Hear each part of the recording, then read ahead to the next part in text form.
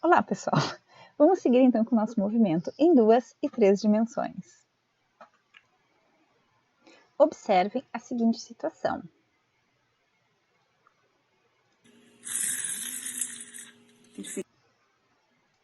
Nessa situação, a gente vê um quadrado de 40 centímetros por 40 centímetros, um cronômetro e um carrinho que passa por este ponto de origem quando o cronômetro é acionado e vai até parar quando o cronômetro então vai ser desligado.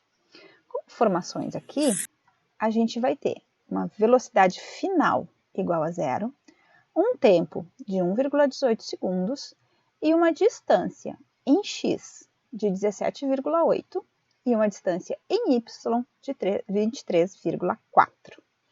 Lembrem lá da notação dos vetores unitários e aqui eu já estou trazendo então 17,8 centímetros em i e 23,4 centímetros em j. Essas informações, então, elas são tiradas a partir dessa imagem aqui final do nosso carrinho em movimento, onde eu tracei, então, uma linha que eu vou chamar de eixo X e uma linha que eu vou chamar de eixo, uma linha que eu vou chamar de eixo Y e uma linha que eu vou chamar de eixo X. Na verdade, eu quero essa distância aqui de 0 até alguma coisa entre 17,5 e 18. Como essa fita métrica ela não é milimetrada, eu não tenho certeza deste último algarismo aqui, que é o meu algarismo duvidoso. Então, como eu acho que ele está mais próximo do 18, eu coloquei 17,8. Já no eixo Y, ele está entre 23 e 23,5. Eu acho que ele está mais próximo ali do 23,5, então eu coloquei 23,4, porque o 4 é o meu algarismo duvidoso. É aquele que eu chutei. Eu sei que ele está ali, eu não sei qual é o valor exato dele, mas eu tenho um valor aproximado. Por isso que ele também é chamado de algarismo duvidoso. Bom, e agora? Será que eu consigo calcular a aceleração desse carrinho? Ou melhor, a desaceleração desse carrinho, uma vez que ele tem uma velocidade inicial maior do que a velocidade final? Então, o meu movimento ele vai ter ou aceleração negativa ou uma desaceleração. Bom, a gente já tem 2 vetores. Então, vamos ver qual é a resultante desses vetores? Na verdade, eu vou pegar este vetor aqui e este vetor aqui. E aí, a minha resultante é esta linha azul, que vai da origem até o final do movimento do meu carrinho.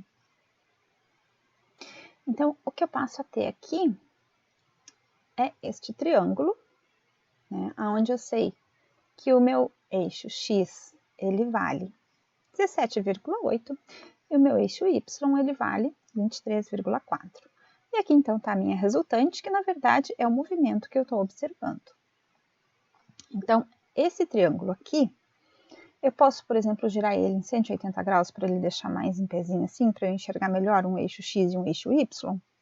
Não sei o que fica mais tranquilo para vocês, mas o que eu tenho de informações? Eu tenho velocidade final igual a zero, tempo de 1,18 segundos e uma distância resultante que eu calculo fazendo Pitágoras, porque eu tenho um cateto e outro cateto. Eu posso também determinar quais são esses ângulos aqui, ou esse ângulo θ, ou este ângulo beta. Como é que eu determino esse ângulo? Esse ângulo, eu vou lembrar lá que a minha tangente é o cateto oposto sobre o cateto adjacente. Para esse ângulo θ aqui, o meu cateto oposto, ele é o x, e o meu cateto adjacente é o y. Então, o meu ângulo θ, eu sei que ele vai dar como resultante 17,8 dividido por 23,4, que é 0,76. Só que 0,76 é o valor da tangente, mas eu quero saber o arco cuja tangente vale 0,76. Então, lá na calculadora de vocês vão usar a segunda função da tangente ou a tangente na menos 1, e aí nós vamos descobrir que o arco cuja tangente é 0,76, ele é de 37,3 graus.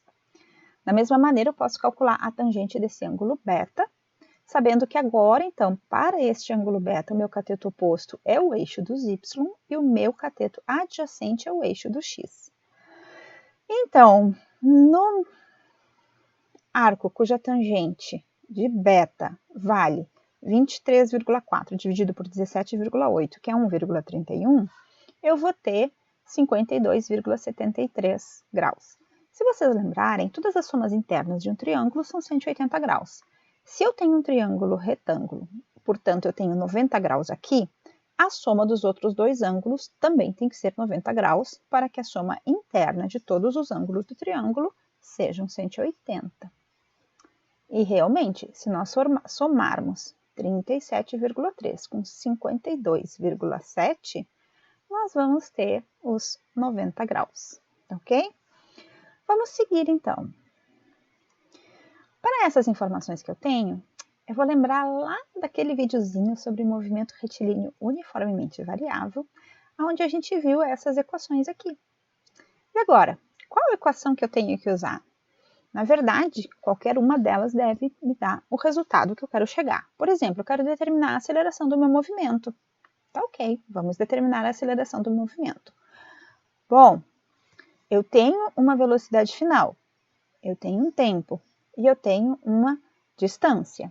E eu sei que o meu movimento ele é acelerado. Se eu usar essa variação de distância aqui, a distância inicial eu tomei como zero, então a variação de distância é esse deslocamento que eu calculei aqui. Então, se eu usar essa variação da distância, igual velocidade inicial vezes o tempo, menos, porque eu sei que meu movimento é desacelerado, aceleração vezes o tempo ao quadrado sobre 2, eu acho que eu fico com duas incógnitas, né? A velocidade inicial e a aceleração. Tudo bem. Se eu tiver essas duas incógnitas, eu posso usar qualquer uma dessas outras duas equações, que eu também vou ter duas incógnitas, e aí eu vou resolver um sistema.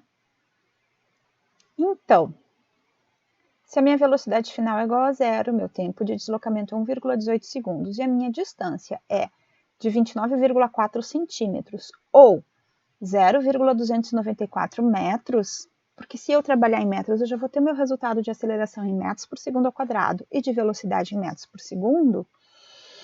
Então, eu vou ter, pegando aquela equaçãozinha, essa segunda aqui, e colocando, então, com aceleração negativa, eu tenho que a velocidade inicial é 1,18 vezes a aceleração. Duas incógnitas. Se eu pegar esta outra equação aqui, que é a variação do meu deslocamento é velocidade inicial vezes o tempo, menos aceleração, tempo ao quadrado sobre 2, novamente, este valor aqui está negativo, porque eu sei que meu movimento é de desacelerar. Eu também tenho duas incógnitas, uma velocidade inicial aqui e uma aceleração aqui. O que acontece é que se eu pegar esta velocidade inicial aqui e substituir aqui neste valor, eu vou ter só a aceleração. E aí eu consegui calcular a aceleração do meu sistema como sendo de 0,422 metros por segundo ao quadrado. Bom, olha que legal. Se a minha velocidade inicial é 1,18 segundos vezes a aceleração de 0,422 metros por segundo ao quadrado, então eu também consigo determinar a velocidade inicial do meu movimento. Então, a velocidade inicial do meu movimento foi de 0,498 metros por segundo ao quadrado. Mas agora eu pergunto para vocês. Essa aceleração, ela é a aceleração em x? Ela é a aceleração em y? Ou ela é a aceleração resultante do meu movimento? A minha velocidade em x inicial e a minha velocidade em y inicial são iguais a essa velocidade? Lembrando daquele nosso triângulo lá, a gente tem uma decomposição de vetores. Meu deslocamento, ele é um vetor. Minha velocidade, ela é um vetor. Minha aceleração também é um vetor. Vamos tirar essa dúvida calculando, então, o meu movimento em x e o meu movimento em y. Desses dados iniciais, então, se eu analisar só o meu movimento em x, a distância que eu tenho é a de x, com a aceleração de x e a velocidade inicial de x. Então, em x, eu tenho que a aceleração é de 0,256 metros por segundo ao quadrado. Vejam que eu usei as mesmas equações na situação anterior. minha velocidade inicial é de 0,301 metros por segundo. E em y, usando de novo as mesmas equações, agora com o valor da distância em y, a gente tem que a velocidade inicial em y é de 0,396 metros por segundo ao quadrado e a aceleração é de 0,336 metros por segundo ao quadrado. E uma vez determinada tanto as velocidades quanto a aceleração em x e em y, a gente pode determinar a nossa aceleração resultante, de novo usando Pitágoras, e aí a gente vai ter que a aceleração resultante, e isto não é coincidência, deu o mesmo valor do que quando nós fizemos este cálculo aqui para o meu deslocamento resultante, né? Então, eu tive uma aceleração resultante de 0,422 metros por segundo ao quadrado, aqui também 0,422 metros por segundo ao quadrado, como deveria ser, já que o meu movimento ele foi único. O que acontece é que, como o meu carrinho ele não anda exatamente em linha reta, talvez ele tenha alguma roda meio tortinha, talvez o piso não seja exatamente reto, então ele sofre algum desvio na trajetória ou uma diferença de aceleração, pequena, mas existente. Tá? Então, a aceleração no meu eixo y é diferente da aceleração do meu eixo x. Pode isso? Pode. Tá aqui. A gente vai ter outras situações, como, por exemplo, lançamento de projéteis ou movimento balístico. No meu movimento balístico, depois que, por exemplo, assim, o movimento balístico poderia ser também quando eu lanço uma bola de basquete, quando eu lanço uma bola de vôlei ou quando eu dou um chute numa bola de futebol, que a minha bola sobe e desce. No momento do chute da bola, eu até apliquei uma força para que a bola entrasse em movimento. Logo que ela começou o seu movimento e eu não estou mais encostando nela, ela está sujeita à força gravitacional, única e exclusivamente se ela estiver no ar, não se ela estiver rolando no chão.